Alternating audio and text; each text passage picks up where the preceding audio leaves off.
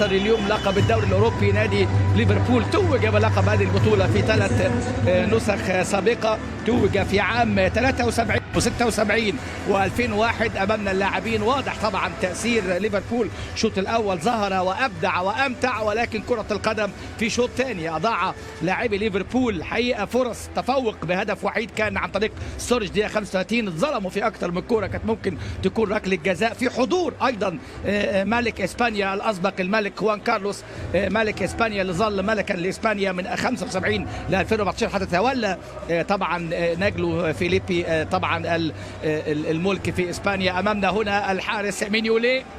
ليفربول يخسروا بطولة، ونادي إشبيليا الحقيقة اللي النهاردة قدر في شوط ثاني يصنع تاريخ بالتخصص، يفوز بلقب الدوري الأوروبي، اللقب الخامس في تاريخ النادي، الثالث على التوالي لهذا النادي. كوكي النهارده أيضا يدخل التاريخ، سجل هدفين في هذه المباراة بعد ما كان سجل ماريسكا الإيطالي لإشبيليا في نهائي 2006 هدفين، وكان الإسباني اللي سجلوا هدفين في النهائي من قبل لوسادا مع اسبانيول عام 88، وخافي مورينو ألافيز مع أيضا فريقه نادي ألافيز في نهائي 2001 في مرمى كان نادي ليفربول.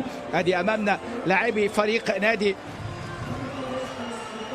إشبيليا. واضح طبعا اللاعبين المصابين اللي كانوا غايبين النهارده عن نادي إشبيليا، لاعب ترامولينس اللي عامل جراحة في الركبة، أيضا اللاعب كروندالي ريس. هذه أمامنا يوناي إمري يصنع تاريخ، يصنع مجد لنادي إشبيليا الحقيقة اللي حقق النهارده في هذه المباراة وسجل اسمه بحروف من ذهب. هذه أمامنا هنا الحارس بيتو فريتشوفياك عمل مباراة كبيرة، اسكوديرو، حارس المرمى ديفيد سوريا اللي خد النهارده الفرصة. ادي لاعبي ليفربول يغادروا الملعب بعدما حصلوا على المركز الثاني في هذه البطولة، والفريق المتوج.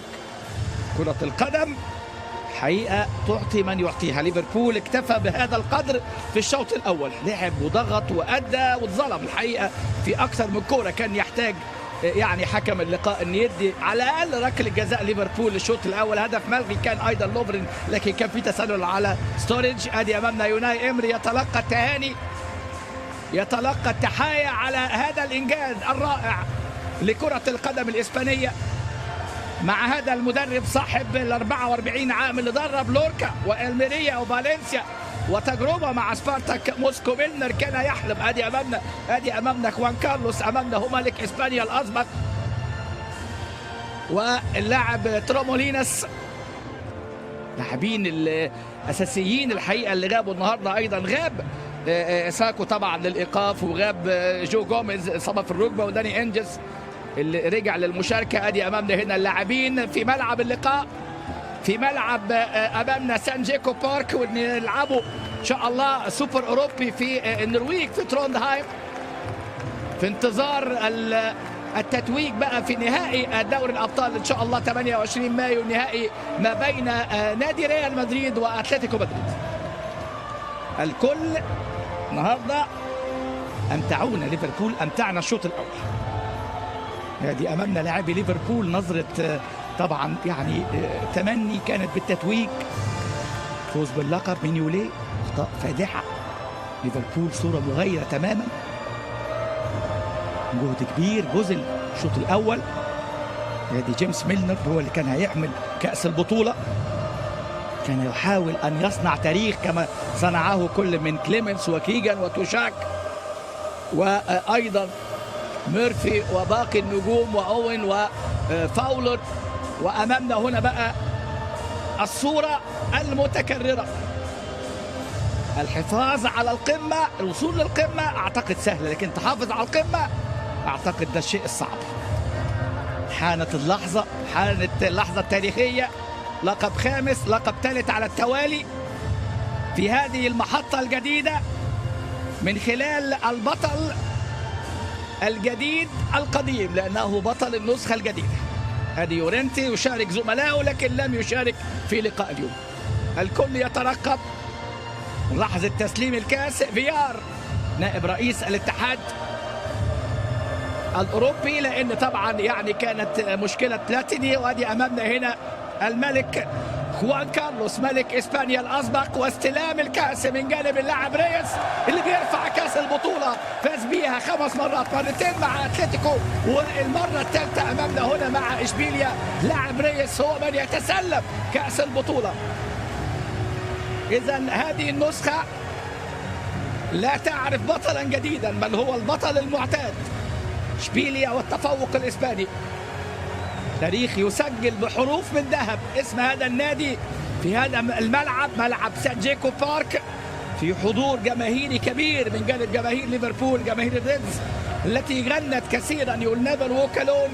ولكن ننتظر ليفربول جديد، ننتظر ليفربول القادم ان شاء الله في الموسم القادم في مسابقة الدوري الانجليزي الممتاز. هيغيب اوروبيا نادي ليفربول العريق ليفربول، ولكن نادي اشبيليا هو يعني زمن اشبيليا، هذا هو زمن كرة القدم الاسبانية، استمرار التفوق الاسباني في البطولات الاوروبية، وبالتحديد يعني الالقاب اللي بيتحصل عليها الاندية الاسبانية في ال 12 نسخة الاخيرة.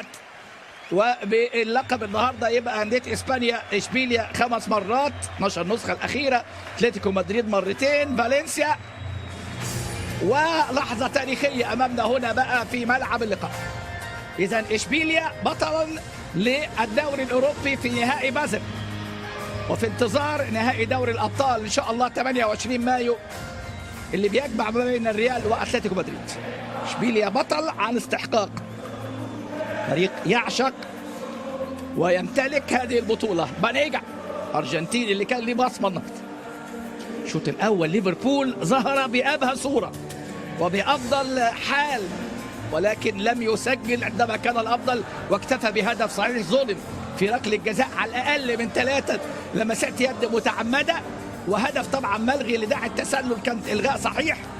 ثم كان الاهداف الثلاثه بقى بعد ما سجل ستورينج، كان سجل كل من جاميرو وكوكي في الدقيقه 63، ثم هدف كوكي اللي عليه يعني هيكون فيه لكن تعديل قانون اللعبه، والكره جايه من كوتينيو لكوكي اللي سجل، وكان قرار حقيقه هنتابعه اكثر مع خبيرنا التحكيمي الكابتن جمال الشريف. 3-1 في هذه الليله. يوناي إمري يتفوق على يورجن كلوب. وادي امامنا هنا ريس هو من يحمل كأس هذه البطولة، نجم اشبيليا ثم الارسنال ثم الريال ثم اتلتيكو مدريد، ثم الوصول بقى الى صفوف هذا الفريق، فريق نادي اشبيليا. ادي امامنا هنا بيصنع تاريخ، يصنع مجد، لكن يوناي إمري اكيد هو اسعد من في ملعب اللقاء. ادي يوناي إمري اللي تفوق في الشوط الثاني وعرف يعيد لاعبيه الى اللقاء. ادي ريس يتجه الى الجماهير الوفيه، جماهير اشبيليا. لكن جمهور ليفربول النهارده كان يعني احتفل قبل المباراه، لكن لم يحتفل في النهايه المرجوه، النهايه اللي كانوا ينتظروها الجماهير الوفيه. ادي جماهير ليفربول، الجماهير امامنا اللي يعني تبتسم من اجل الصوره، ولكن ان شاء الله ليفربول سيكون في الصوره وسيعود قويا. لكن هذه الليله هي ليله اسبانيه، هي ليله اشبيليا. الجماهير السعيدة هنا بهذه اللحظات، ويعني الموسيقى الإسبانية الفلامينجو والموسيقى الأندلسية، وأمامنا هو الاحتفال والسعادة والفرحة. اشبيليا يتوج بلقب الدوري الأوروبي للمرة الخامسة في تاريخه، الثالثة على التوالي. هذه هي اللحظات التاريخية، التتويج والنهاية السعيدة. إذا اشبيليا بطل دوري أوروبي 2016، ليفربول وصيفا اشبيليا الى الدوري ابطال اوروبا في الموسم القادم، ينتظر لقب اخر امام البارسا في نهائي كاس ملك اسبانيا. السعاده والفرحه في ملعب اللقاء، وننقل الفرحه الى الاستوديو الى زميل معز بالله. شكرا لكم، الى اللقاء.